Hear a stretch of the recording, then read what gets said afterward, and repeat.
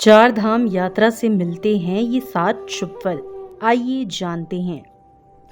धार्मिक ग्रंथों में चार धाम यात्रा को शुभ माना गया है।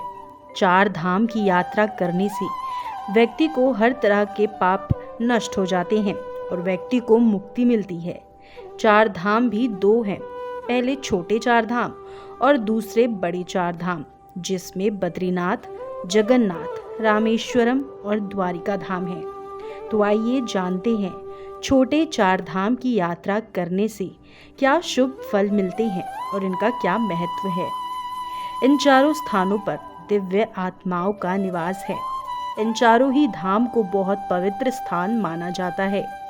बद्रीनाथ को जहाँ सृष्टि का 8वां बैकुंठ कहा जाता है, जहाँ भगवान विष्णु 6 महीने निद्रा में रहते हैं और 6 महीने जागते हैं, वहीं केदारनाथ को भगवान शंकर के आराम करने का स्थान बताया गया है।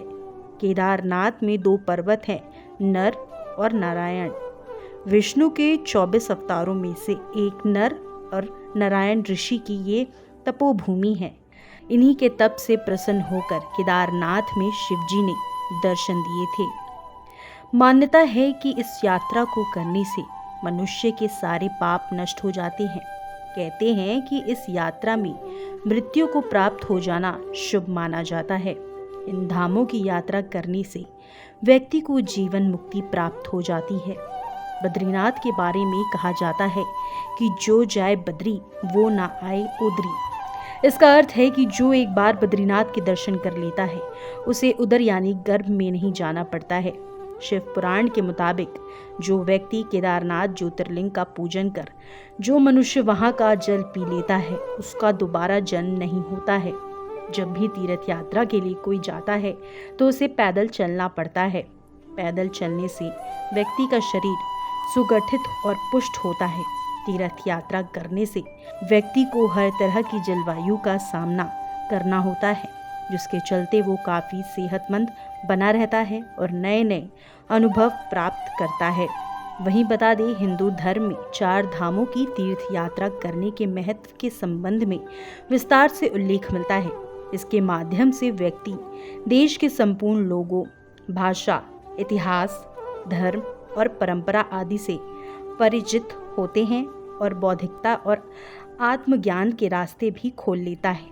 अधिकतर लोग बुढ़ापे में तीर्थ यात्रा के लिए जाते हैं, लेकिन जो जवानी में ही तीर्थ यात्रा पर जाते हैं, समझो उसने सब कुछ हासिल कर लिया हो।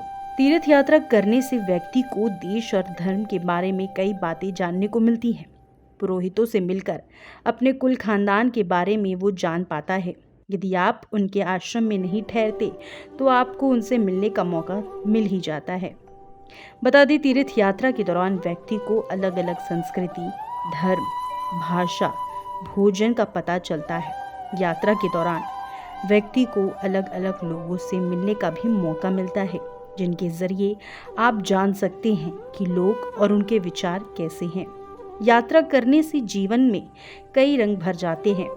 वहीं चार धाम की यात्रा करने से व्यक्ति को नए अनुभव तो होते ही हैं और साथ ही साथ हमारी स्मृतियाँ और सोच भी बढ़ती है। और तो और यात्रा करने से प्राकृतिक गांव और कस्बों के अलग अलग नज़ारे देखने को भी मिलते हैं।